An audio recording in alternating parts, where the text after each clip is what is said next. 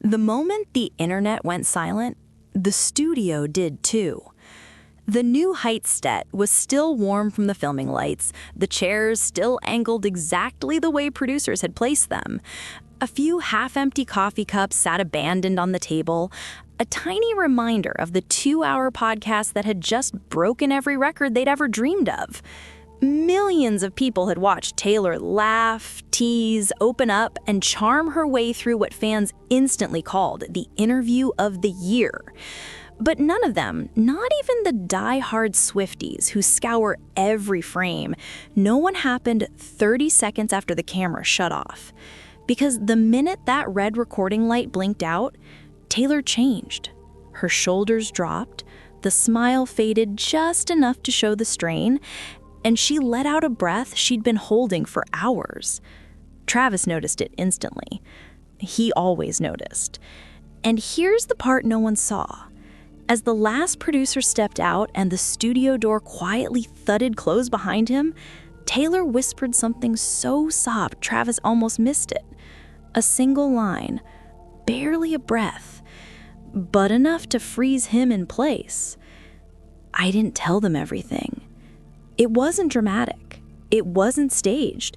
It wasn't meant for anyone, not fans, not cameras, not the internet. It was meant for him. And he realized in that instant that the real story of their relationship wasn't the one the world had just watched. It was the one she was about to tell him in the dark. Because Taylor Swift, the woman who can command a stadium of 80,000 people without blinking, suddenly looked like she was standing on the edge of something terrifying.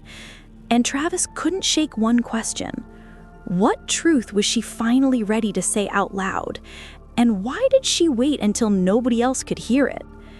And before we dive into the part of their story that no podcast, no TikTok clip, and no fan theory ever uncovered, make sure you're subscribed. We dig into the moments that happen after the spotlight fades, the moments that tell the real story. You don't want to miss what comes next, because whatever she was holding on to, it wasn't small, and it was about to rewrite everything we thought we knew about how their love story truly began. Before that whisper, before the breath she let out, the room hadn't just been buzzing, it had been electric. August 13th, 2025, Kansas City. The New Heights podcast studio had never looked like this before. Producers pacing, assistants hovering, phones blowing up before the episode was even finished recording. Because this wasn't just another guest. This was Taylor Swift in her first ever podcast appearance.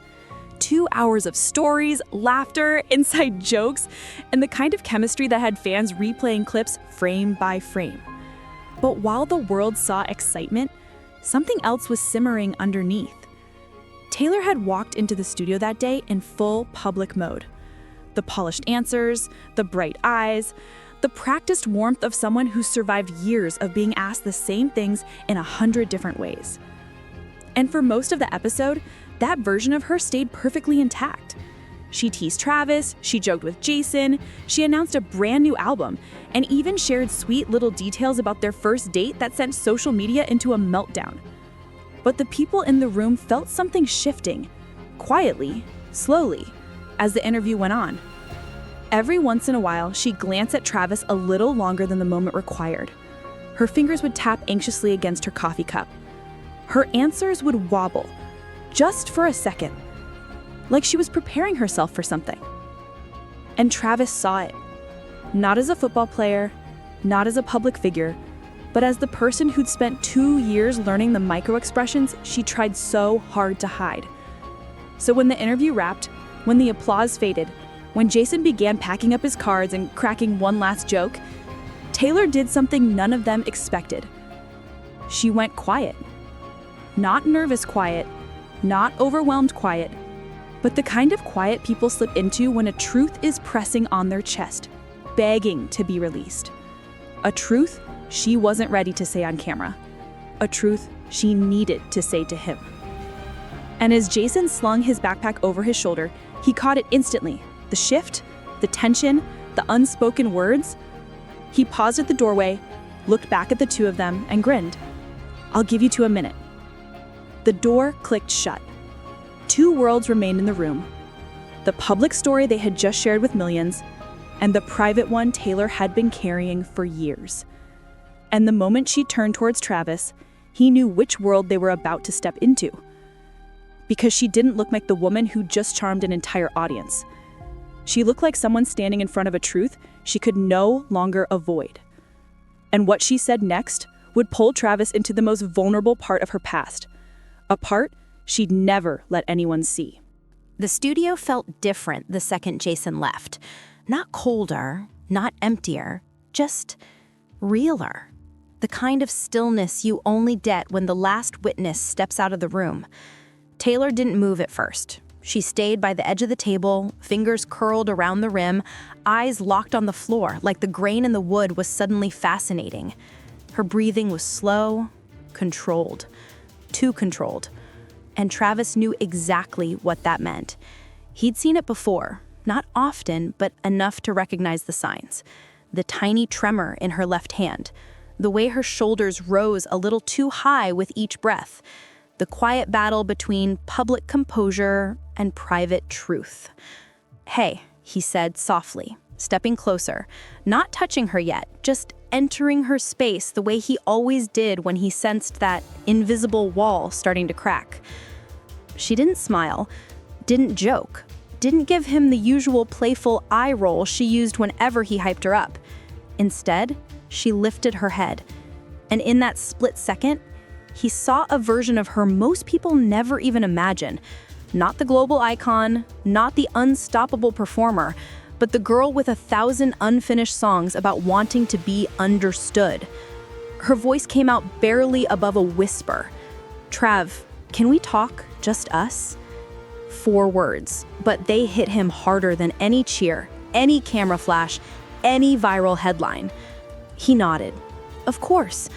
Always. Taylor took a breath, then ran both hands through her hair, a motion she only did when she was trying to brace herself. Then she said the sentence that turned the room into a pressure chamber. "I didn't tell the whole truth on the show." Not accusatory, not dramatic, just honest, painfully honest. Travis didn't interrupt. He just waited, steady, grounded, giving her all the space she needed. But inside, something in him tightened, because the way she said it, the way her voice cracked on the word truth, this wasn't a fun story she forgot to mention. This wasn't a detail she wanted to clarify for fans. This was deeper, heavier, something she'd been carrying long before today. She swallowed hard. Her eyes lifted to meet his, and he could feel it, the shift, the weight, the truth she was finally ready to let free. Whatever she was about to reveal, it wasn't small. It wasn't harmless. It wasn't the kind of thing you drop into a podcast for a quick laugh. It was the kind of truth that rewrites the beginning of a love story. And she was finally ready to let him hear it. Taylor didn't speak right away. She stared at the floor like the words were hiding there, buried somewhere between the scuff marks from Travis's cleats and the shadows from the soft studio lamps. Finally, she exhaled, a long, shaky breath that trembled all the way down. When she looked up, her eyes weren't guarded anymore. They weren't performing. They weren't choosing the right expression for the cameras. They were just hers. That story I told, she began slowly. About our first date? About how nervous I was? Travis nodded. She shook her head gently. Not disagreeing with him, but disagreeing with the version of the story she just shared with the world. I wasn't nervous because you were famous, or because people would see us, or because of the attention. She paused. Her voice dropped to a place so honest, so unprotected, it made the whole room feel smaller. I was terrified because for the first time, I wanted to tell someone everything. Travis's stomach tightened. Not from fear, from recognition. Because he'd felt something that night too. A weight he couldn't explain, a pull he didn't know how to name. Now he understood why. Taylor stepped away from the table and moved toward him, slow, cautious, like every step required trust. "I'd spent years," she said, "writing songs about wanting someone to actually choose me." Her voice cracked. Not dramatically, just enough to reveal the truth behind the lyrics she'd always coded in metaphor. Not Taylor Swift, not the idea of me, not the version of me people think I know. She pressed her hands together, trying to steady them. Me, the real me. The line hit like an echo in the empty studio. And then she said the part that made Travis's heart drop. But no one ever chose that girl. Silence. Not cold silence, not awkward silence, just the kind that happens when someone finally stops running from their own truth. Taylor took another breath, this one sharper. "That's why I asked you that question on the show. The one about seeing Jason across the field at the Super Bowl." Travis frowned slightly, confused. Why bring that up now? She stepped closer, eyes flickering with something raw. "I wasn't asking about football." And suddenly he understood. She wasn't talking about touchdowns. She wasn't talking about strategy. She wasn't even talking about Jason. She was asking what it felt like to stand in a stadium full of people cheering for you and still feel alone. She was asking if he understood the loneliness hidden inside admiration. She was asking if he could see her, the person, not the persona. And beneath all of it, she was asking if he was safe. Travis didn't speak. He didn't need to, because in that moment, he wasn't the NFL star with millions of eyes on him. He wasn't the guy from the viral podcast. He was just the person she hoped would choose her, not for the story, not for the spotlight, but for the girl standing in front of him, admitting she was scared. And this was only the first layer of the truth she'd been holding back. Travis had replayed that Super Bowl question in his head a dozen times. It was cute. It was funny. It was classic Taylor. Thoughtful, curious, a little mischievous. At least, that's what he thought. But the way she was looking at him now, eyes glossy, shoulders drawn in, lips trembling between honesty and fear, told him he'd been wrong. Very wrong. She took one small step closer, enough that he could feel the warmth of her breath, the tension in her voice. "Trav, I asked you that question because I needed to know something." He swallowed, waiting. "I needed to know what it felt like," she said, "to want someone and not be able to reach them." The room fell still. Not even the hum of the studio lights seemed to exist anymore. Taylor looked past him for a moment, her eyes unfocusing the way they do when someone slips into a memory they wish they could rewrite. She whispered, "Everyone thinks I don't understand football." But that question wasn't about football at all. She blinked hard, fighting the sting in her eyes. "I asked you because I wanted to know if you understood me." And now it made sense, the way her voice had wavered during the podcast, the way she'd watched him so carefully while waiting for his answer. She wasn't listening for a sports explanation. She was listening for compassion, for patience, for proof. Taylor wrapped one arm around herself as if steadying her own heart. She softly said, "I've performed for stadiums of people who adore me, but I've still felt completely alone in the middle of it." Her voice shook, and I needed to know if you had ever felt that too. Travis took a slow breath, because he had. The cameras had never captured it, the commentators never mentioned it, but there were moments, big moments, when he felt exactly what she was describing. Moments when noise didn't equal connection. Moments when applause didn't equal being understood. He stepped closer and gently touched her hand, grounding her. Taylor's eyes flicked up to his, searching, not for validation, not for comfort, for recognition. "So when you explained the game to me," she said, "and you didn't laugh and you didn't make me feel stupid," her voice broke, sliding into a whisper. "That's when I knew." Travis's brow softened. "Knew what?" he asked quietly. She held his gaze, completely unarmored now. "You weren't trying to win, Taylor Swift. You were trying to know me." The words hung in the air, fragile and honest. And suddenly the Super Bowl question, a moment fans turned into memes, highlight clips, and reaction videos, became something entirely different. It wasn't flirtation. It wasn't teasing. It wasn't a cute on-air moment. It was a test of her deepest fear. Would he choose the real her, or just the version the world was obsessed with? And the way he answered, slowly, patiently, with genuine interest, told her everything she needed to know. But what she shared next, that was the part that changed him. For a moment, Travis didn't know what to say, not because he didn't feel anything, but because he felt too much all at once. This whole time, he had thought he was the one chasing her, the one taking the risk, the one stepping into her world of cameras and headlines and 1,000 opinions.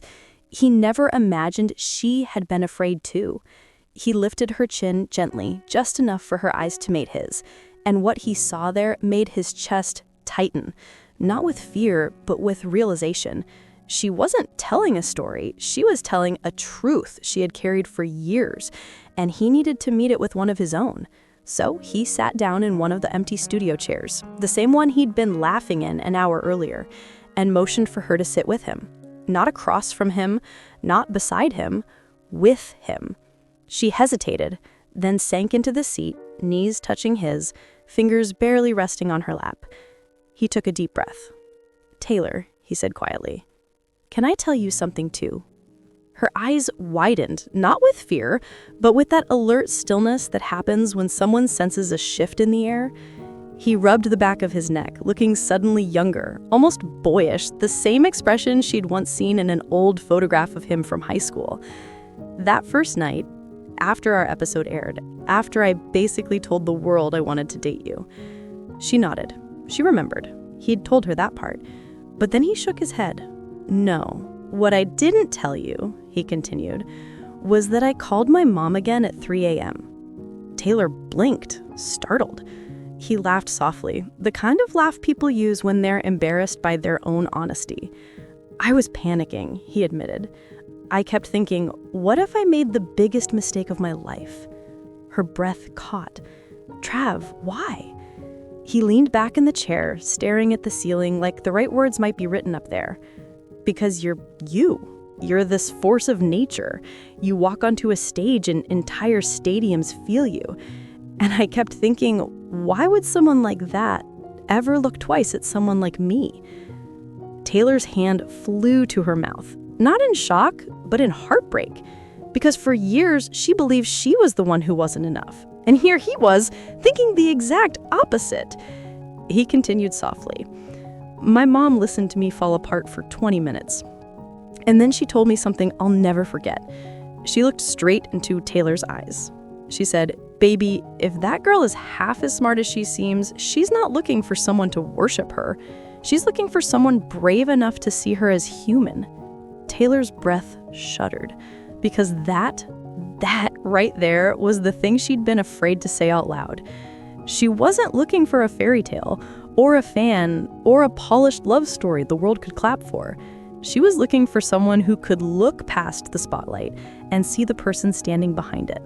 The girl with messy hair, the girl who panics at 2 a.m., the girl who names her sourdough starter like it's a pet, the girl who still hopes, quietly, desperately, to be chosen without conditions. And Travis reached out, taking both of her hands in his. He said softly, "I've been choosing you, not the superstar, not the headlines, you." A tear slid down her cheek, not dramatic, not staged, just honest. And for the first time in years, she didn't hide it, because this This was the moment she realized he wasn't just steady, he was safe. But neither of them knew the conversation was about to get even deeper and even more vulnerable, because Travis had one more truth to reveal, one he'd been holding back for longer than she realized. For a long moment, neither of them spoke. The studio, once loud, bright, buzzing, felt like it had folded in on itself, shrinking down to the circle of space between their hands. Taylor's breathing slowed. Travis's thumb brushed over her knuckles, and the world outside that room simply didn't exist. She let out a breath she'd been holding for years. Not days, not months. Years. Trev. Her voice cracked on his name, the way a voice does when someone is trying to hold everything together and finally realizes they don't have to. He squeezed her hands gently, grounding her without a word. She swallowed hard, gathering her courage, then blinked up at him with eyes that were no longer glossy from tears, but from relief.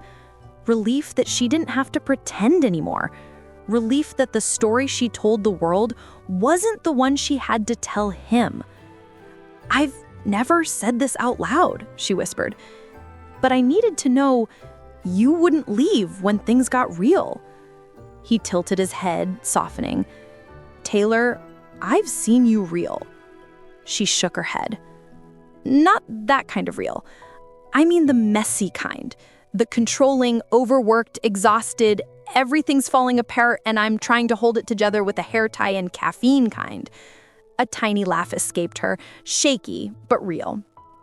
"The girl who spirals over lyrics, who names her planner, who cried because she thought she killed her sourdough starter." Travis snorted. "Susanna," he said, deadpan. She covered her face with one hand, mortified. "Yes, Susanna. Rest in peace." He gently pulled her hand away. "She lived," he reminded her. "I talked you through a 45-minute feeding schedule." That made her laugh harder, the kind of laugh that comes right after crying, soft and cathartic. Then her expression shifted. The laughter faded, her breathing stilled, and she said it, the line that rewired the entire moment in one heartbeat. "You stayed, even when I was a disaster." He leaned forward, forehead almost touching hers. "You weren't a disaster. You were human." And that was it. That was the line that unlocked the truth she'd been holding like a fragile secret inside her ribcage. Taylor's voice broke completely. No cameras, no audience, no carefully constructed image to protect. Just her. "I love you," she said. Not the careful way I've loved before. Not the scared way. Not the way where I hide parts of myself so no one gets hurt. A tear slid down her cheek, but she didn't look away. "I love you like I write. All in. Messy. Honest. Everything I have." Travis inhaled sharply, as if the words knocked the breath out of him. And then he laughed, not because it was funny, but because he couldn't contain the rush of warmth in his chest. He touched her cheek, thumb brushed the tear away with the gentleness of someone who knew exactly how big this moment was. They leaned into each other, not kissing, not clinging, just holding. Quiet, still, completely seen. Around them, the studio sat silent, the same room that had just captured the polished, produced version of their relationship. But this was the unedited version, the one no microphone caught, the one no audience witnessed, the one that wasn't for the world, just for them. And if that moment were the end of the story, it would already be perfect. But as they left the studio, hands intertwined, hearts steadier than they'd been in years, Travis paused. There was one more truth, one he had been holding since the very beginning, one he had never told her, one that would shift everything she thought she understood about the night he first saw her on stage. He exhaled, Taylor, there's something I need to tell you too. The hallway outside the studio was dim, quiet in the way places feel after everyone's gone home. Their footsteps echoed softly, fingers intertwined, both of them still warm from everything they'd just said.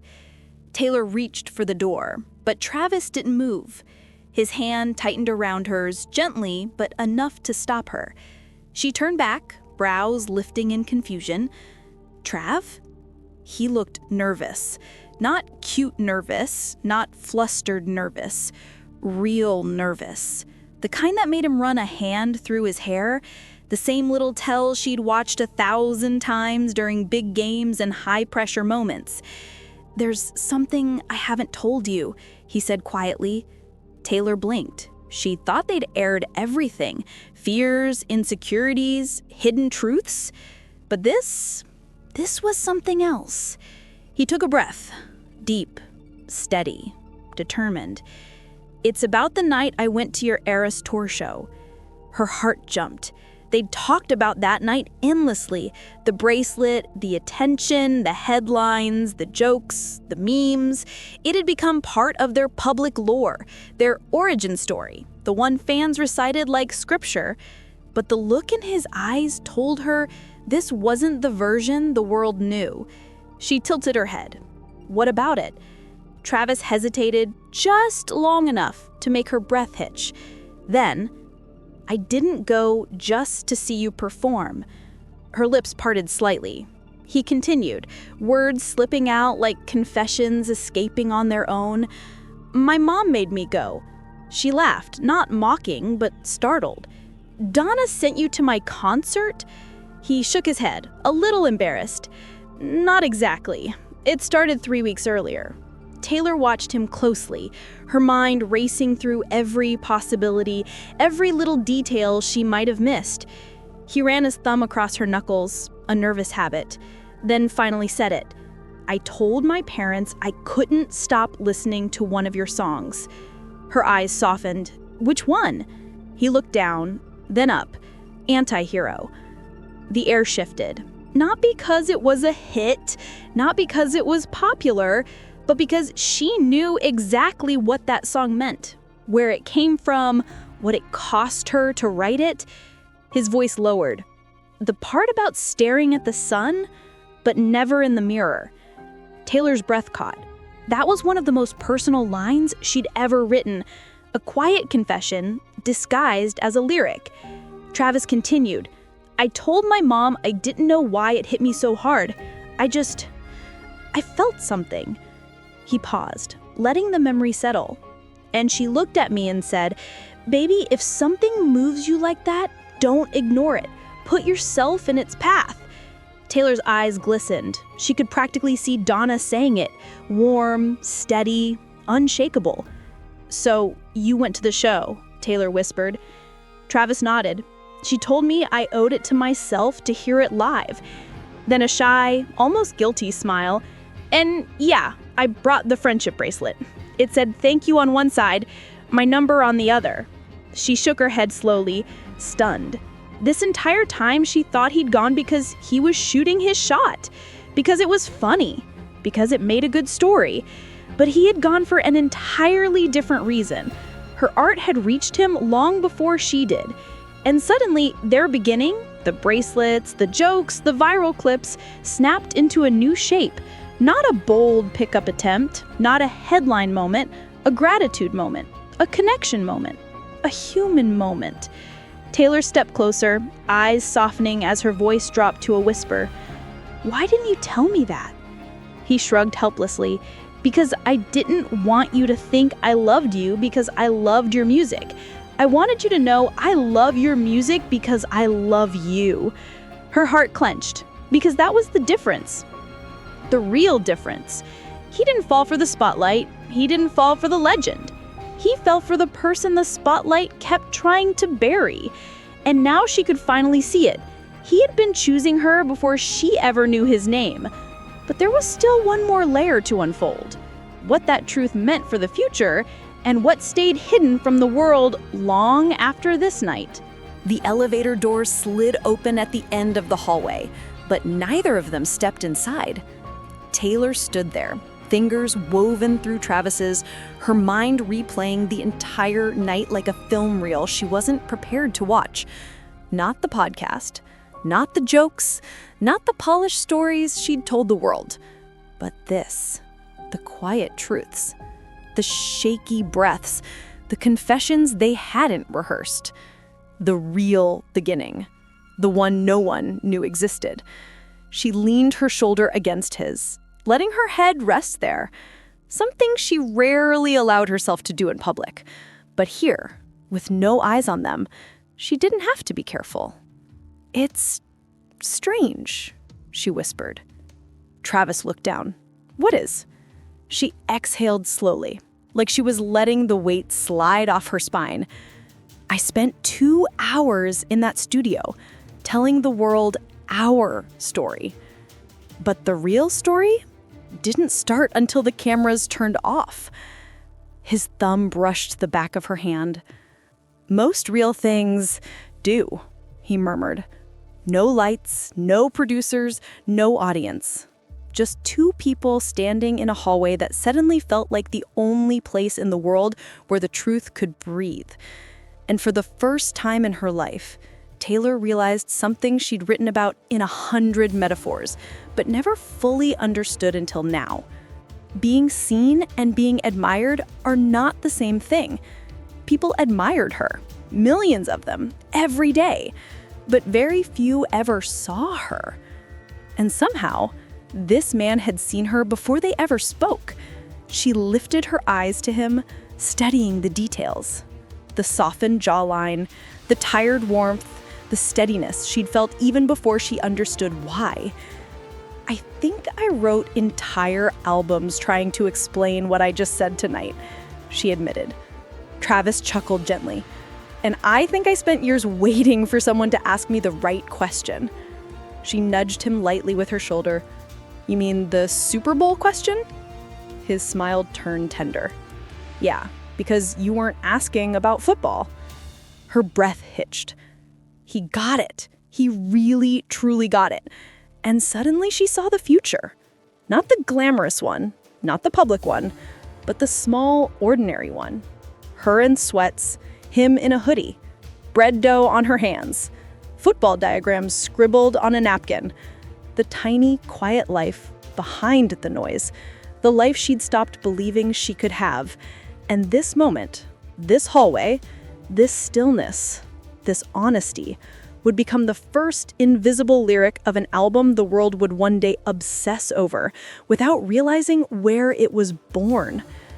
Because 6 months from now, when The Life of a Showgirl hit global charts, fans would dissect every verse, hunting for clues.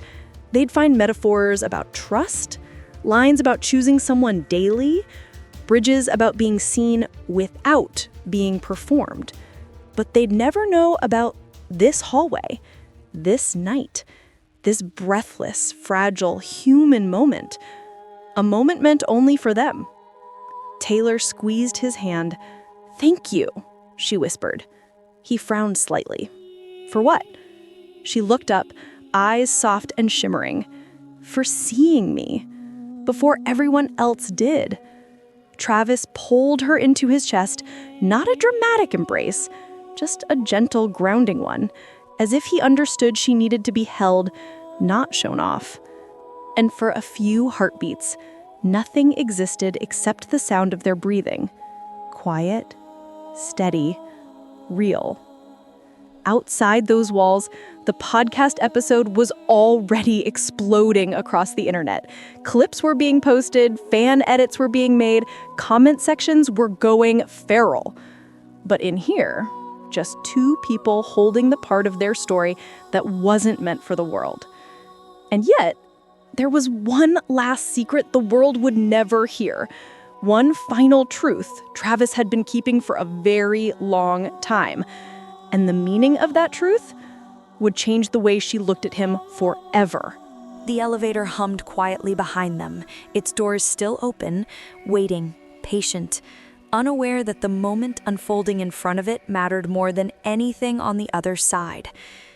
Travis took a slow breath. Taylor felt it, the shift in his posture, the way he straightened slightly, the way his fingers tightened around hers like he was gathering the last piece of courage he'd kept tucked away. "There's one more thing I need to tell you," he said softly. Taylor turned fully toward him now, searching his expression. She'd heard fear in his voice before, nerves, excitement, but this was different. This was the kind of quiet honesty someone shares only once, and only with the person they trust most. He rubbed the back of his neck, eyes dropping for a moment before meeting hers again. "When I saw you on that stage, I didn't fall for the show." Taylor blinked. His voice lowered. "I fell for the way you look when you're not performing." She inhaled sharply. He continued, each word slower, more deliberate. "I saw you turn away between songs. I saw the way you steadied your breathing. I saw how you tucked your hair behind your ear like you were reminding yourself to stay present." Her lips parted. Stunned. No one ever noticed those things. Not the fans, not the cameras, not the people who swore they knew her best. But he had.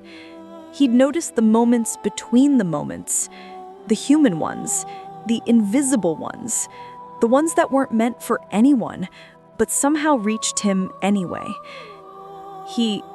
That's when I knew. I didn't want the version of you the world gets. I wanted the version only you know. Taylor felt her throat tighten, not with fear this time, but with an overwhelming wave of recognition. Because that was it, the missing piece, the thing she'd been trying to explain in metaphors and melodies for years. To be loved for the spaces between the spotlight, to be seen without being performed, to be chosen quietly. She stepped forward and placed her forehead against his, a gesture so small, so simple, yet deeper than any public display of affection she could ever give. "Then that's the part of me you'll get," she whispered. It wasn't dramatic, wasn't cinematic, wasn't meant for an audience. It was a promise, soft, steady, and entirely real. He wrapped his arms around her. She melted into him, and for a while, neither of them said anything. Not because there was nothing left to say, but because they finally didn't need words to fill the quiet.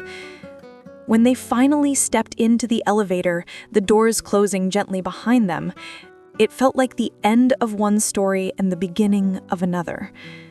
The public would see the polished version, the interviews, the appearances, the smiles captured in split-second photos. But the real love story, that lived in the moments no one else saw. The confessions whispered after midnight, the truths shared in dim hallways, the promises made when cameras were nowhere to be found. Some stories are written for the world, but the best ones, the ones that change people, are written for just two. And if you're the kind of person who wants to hear those stories, the ones behind the headlines, behind the stages, behind the curated posts, then make sure you're subscribed, because the real magic, the real secrets, they happen when nobody's watching, and we're just getting started.